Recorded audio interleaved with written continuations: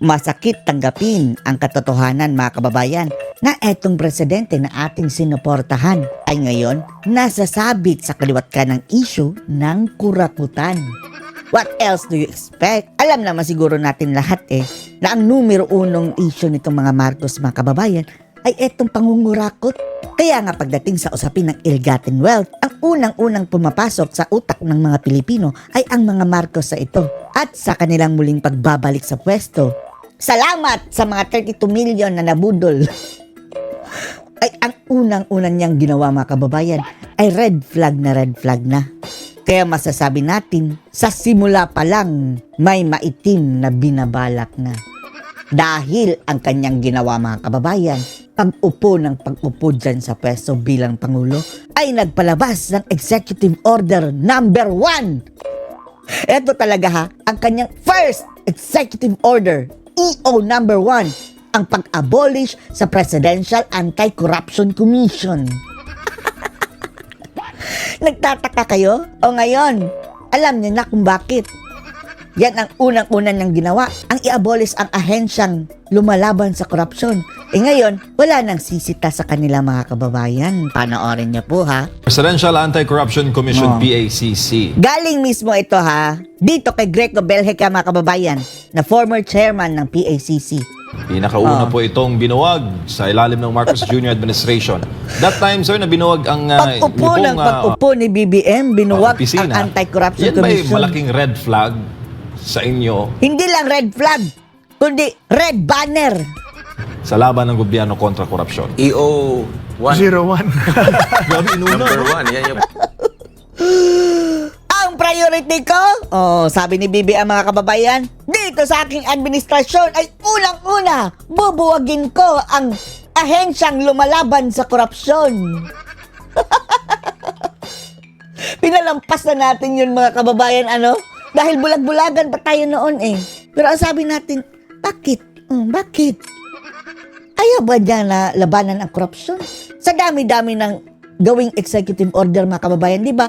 Ang sinusulong niya mga kababayan ay renewable energy. Bakit hindi siya nagpasa ng executive order tungkol dito sa renewable energy, di ba? Nagyabang sila, nagdala-dala ng windmill kunwari mga kababayan. Ngayon, ni papel na windmill wala. Bakit hindi siya gumawa ng executive order tungkol sa agrikultura? Dahil gusto niya maging Department of Agriculture Secretary na nag-resign. Dahil lumaganap ang agricultural smuggling nung umupo siya sa DA.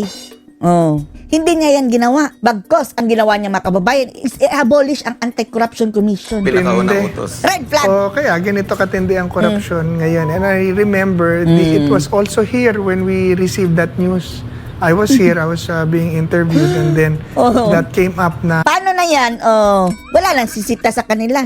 Dahil wala na ang ahensya mga kababayan. binuwag ang PACC. And I said, nagulat Anti-Corruption Commission. tayo. So, inaasahan natin na dahil inalis mo yung nag-iimbestiga, yung nagsisita, yung bang pumipigil, yung lumalaban, nagkakaso, nag-i-expose. Inalis.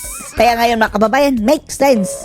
Lalawak at lalaki ang korupsyon. And yan po ang hinaharap natin ngayon, katakot-takot at sapa ng korupsyon. Para bang wala nang kinatatakutan ng mga politiko ngayon. Wala na talaga mga kababayan, kahit pa'y huling-huli na. Dahil wala na makakastigo sa kanila, lahat takot. Ang ginagawa ngayon ng mga bangag mga kababayan na under the bangag administration, yung puputok ang mga isyong ganyan. Hayaan mo na yan, lilipas din yan. Hanggang makalimutan mga kababayan. At kakampi naman nila ang media. News blackout mga kababayan. Sungal-ngalan niya ang mga media na iyan. Kusang mamamatay ang issue. Kahit pag-usapan sa social media, sa media, parang hindi na nahihiya at itutuloy ang kanilang Garapal. sumambalak tungkol sa pondo ng ating bayan na magamit sa kanilang pansariling. Harap-harapan na mga kababayan as in. Helpless na ba tayo? Grabe na corrupt mga kababayan, Sa tingin natin, this is the most corrupt administration in Philippine history. Second na ang si Marcos Sr. mga kababayan. First, si Marcos the Jr.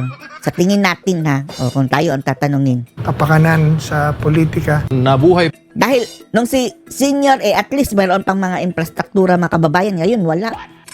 po ang unity team sa pangakong continuity ng Marcos Jr. government. Pero nung maupo, abay, continuity no more na. Budol, di ba? Tandang-tanda natin mga kababayan yung sinabi ni BBM na pagpapatuloy niya yung mga nasimula ni dating Pangulong Duterte o build, etc. Ngayon, wala na. Burgor lahat mga kababayan, mga proyekto ni Digong. Dahil kayo unang inabolish at natanggal. Pati ang subway ha. Balita natin mga kababayan, nagurgur na rin ang pondo. Yung sabi nga na, ang progress daw ng subway mga kababayan, pailalim, parang naghukay yung treasure sa ilalim. Gurgur na ang pondo. So paano na yan? Naumpisahan na yung gastos. Mauuwi yan sa wala, ngag. Po kayo sa pwesto. Kamusta po ngayon, sir, ang takbo ng laban ng gobyerno kontra Worst. korupsyon? Worst. Yung gains ba na nagdaang pamahalaan ni former President Digong ay naipagpatuloy Nasayang. o nauwi lang sa wala? Nasayang. Personal opinion, I think yung mga priority projects or yung mga tinayuang programa ng ating pamahalaan noon, ng Pangulong Duterte, ay nabaliwala lahat. Ang laban kontra droga, krimen at korupsyon. Nabaliwala. Yun naman ang platform na tinayuan ng ating Pangulong Duterte. Yun talagang war on drugs. Sayang na sayang talaga mga kababayan. Kahit papano, tumino ang mga tao noong panahon ni dating Pangulong Digong. Ngayon, balik na naman ang mga bangag mga kababayan. Ang daming mga biktima na naman na inosente. Dahil dyan sa paglaganap na naman ng illegal na pulburon. Nawala ho lahat yan. Executive Order number 1, tanggalin EO na number ang one. PACC. Tanggalin ang ahensyang lumalaban sa korupsyon. Bakit, ngag?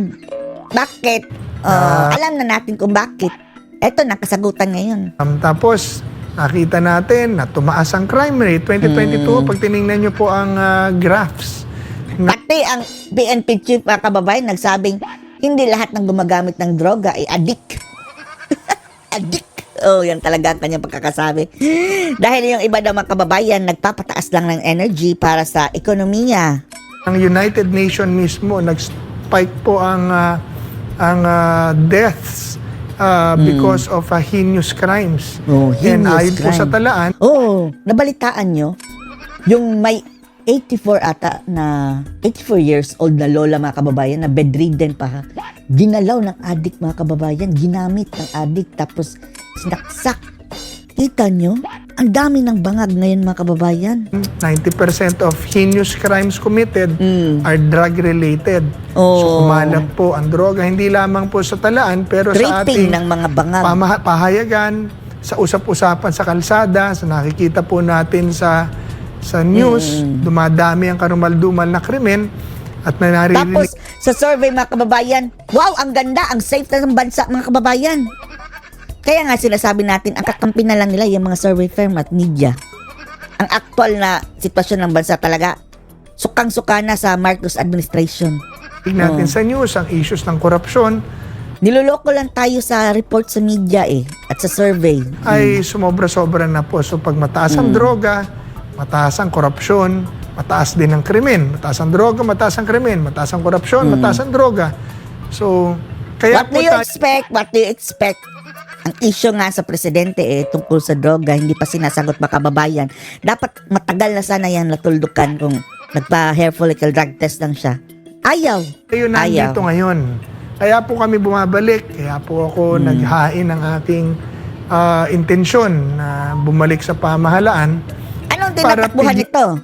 Party list? Ilan at ibalik ang laban na ating sinimulan. Tumatakbo ba itong senador? I-expose natin ulit. Gagawa ulit tayo, i-expose natin ang mga... Pero sorry kung party list ka, bilhik ka ha. Alam nating lumalaban ka sa korupsyon, pero paano sambayan na tayo mga kababayan, si Ka Eric, si Lorraine Badoy, at si Atty. Busantong. Kailangan po talaga mga kababayan mapasok sila sa Kongreso dahil sila ang ating medium mga kababayan para malaman natin ang mga plano ng mga buang na mga buayang iyan.